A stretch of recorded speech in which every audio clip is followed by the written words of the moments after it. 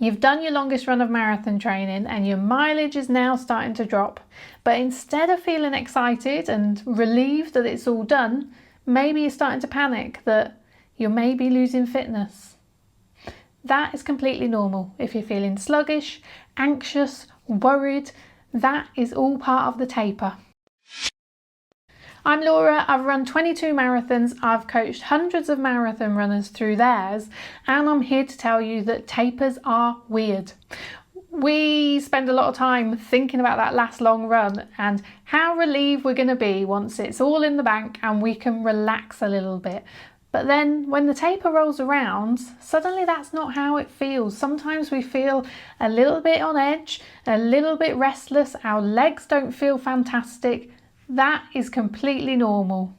After weeks and weeks of building up your mileage towards that peak week of marathon training, you maybe think that the taper is going to be a nice relaxed time where you can chill out a bit, see your friends a bit more, do a few jobs around the house that you've been putting off.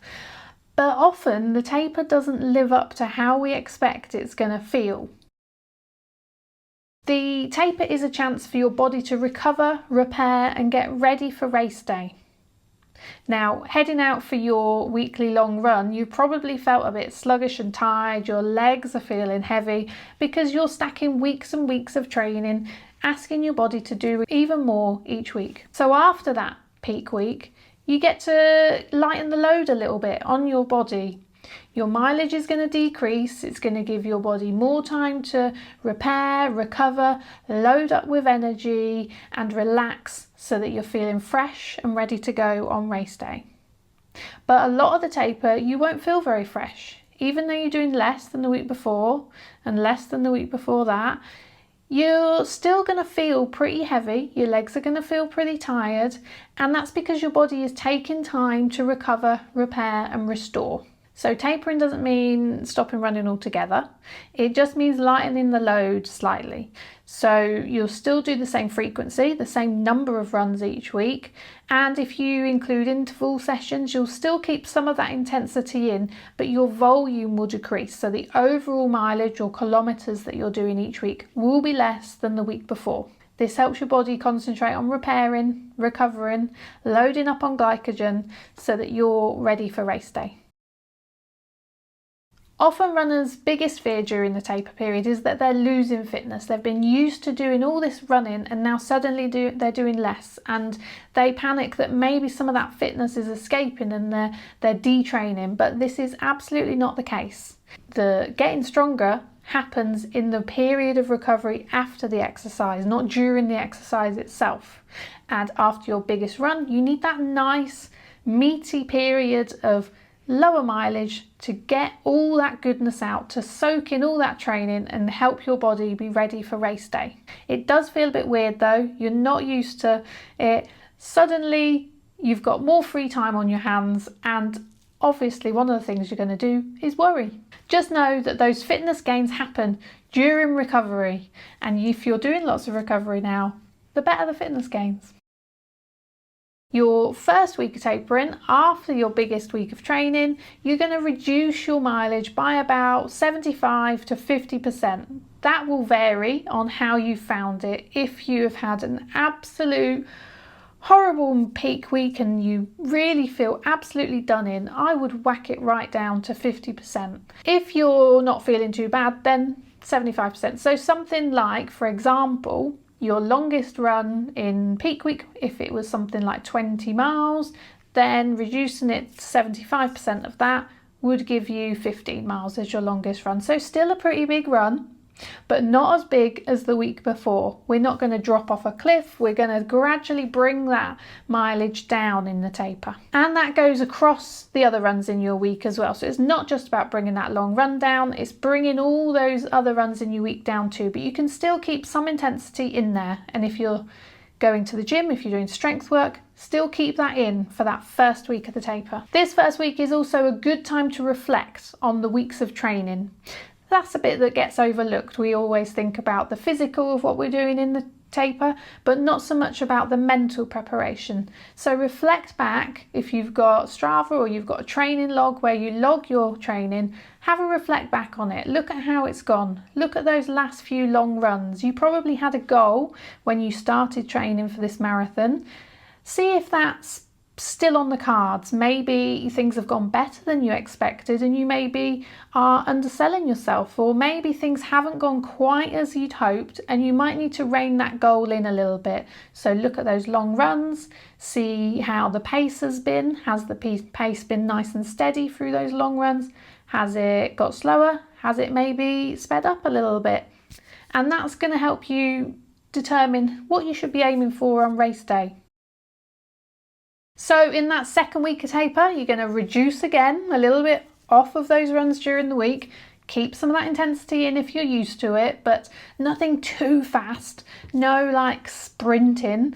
Keep it kind of maximum 5k pace for your efforts, but do some strides, something like that. It's nice to keep your legs going a little bit quicker in some sessions, but the overall volume is going to come down. So your long run on the weekend might be something like 10 miles or 90 minutes as that long run.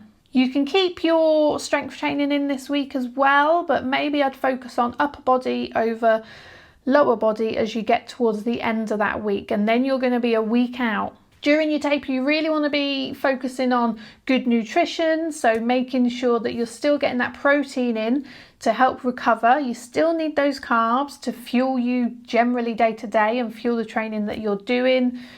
Get enough sleep. That's the number one thing that you can do for your body during this taper, is giving it good food and giving it plenty of sleep. And start to plan for race day. Hopefully during those last long runs you tested your nutrition strategy and you tested your kit. If you didn't, these last couple of longish runs are a good chance to still do that. So you can take some gels on that 90-minute run if you want. Test out the kit, see if anything's rubbing. The temperature's probably going to get a bit warmer if you're training for a spring marathon, so see how that kit that you're planning to wear feels now versus how it felt a few weeks ago, and just get on top of all those plans for race day. There's still plenty of things to do aside from running. And finally we come to race week. Now my own personal preference for race week is just 2 runs, 30 minutes each maximum. Other people might do more than that, but I always think that less is more. My main worry during race week is that I'm going to trip over a tree root or trip over a curb and injure myself. You can't add any training this week. Nothing you do this week is going to make you fitter for race day, so you can only detract. And remember, you're going to start towards the end of the week doing your carb load. So any exercise that you do, any mileage that you do needs to be accounted for in that carb load. So I would do my runs maybe Tuesday and Thursday or Friday at the latest, and nice and relaxed, nice and easy pace. If you want to throw in a few strides, do them on that first run of the week and keep it nice and fresh. If you strength train, take that out this week. Reduce your strength training to 0. If you have to, do some upper body, but you can take a week off. It will be absolutely fine. The other thing to think about that gets overlooked is the other things that you do in your life that are not running, that are still placing a physical demand on your body. So some people have very physical jobs and that's not always something that we can change, but some of us during that taper, particularly during that last week when we've got not much training to do, start to look around the house and think, oh, there's a little job that needs doing, the DIY that's been put off for months while I train for this marathon. This is not the best time to launch into big physical projects, so leave the garden until after the marathon. You'll have lots of recovery time when you can do it then, but think about the physical demands that little things that you're doing might put on your body, and if you can, put them off. This includes things like if you're traveling to a marathon, sightseeing the day before. Think about it. If you're wanting to go and have a look around, make the most of that trip, but maybe you can do an open top bus tour or go on a boat trip, something that involves more sitting and less walking, less step count in those days before the race. And it's really important to remember that in these last days, those last couple of runs that you might do, before your race, your legs still might feel terrible. Don't worry. They're gonna feel fantastic on race day, I guarantee you. So the mental side of the taper can be difficult for some runners. Many people use running for their mental health. Many use it to keep in touch with people socially through their run clubs and stuff. And when you're suddenly doing less training, there's less opportunities for connecting with other people. It can be difficult. So take care of yourself. Maybe go along. If you're a regular park runner, you could volunteer instead of park running. That's a good way to keep in touch with people. And go for a walk, do some swimming, something that allows you to move your body and get that same endorphin hit, but maybe putting less impact, less load onto your legs.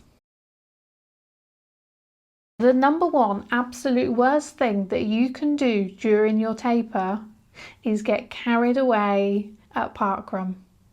You go out on that Saturday morning, think, I'm gonna take it easy. Suddenly, after all those weeks of training, your legs start to feel, oh, there's a little bit more in the tank. Hold on. Do not use up all that marathon juice on a parkrun.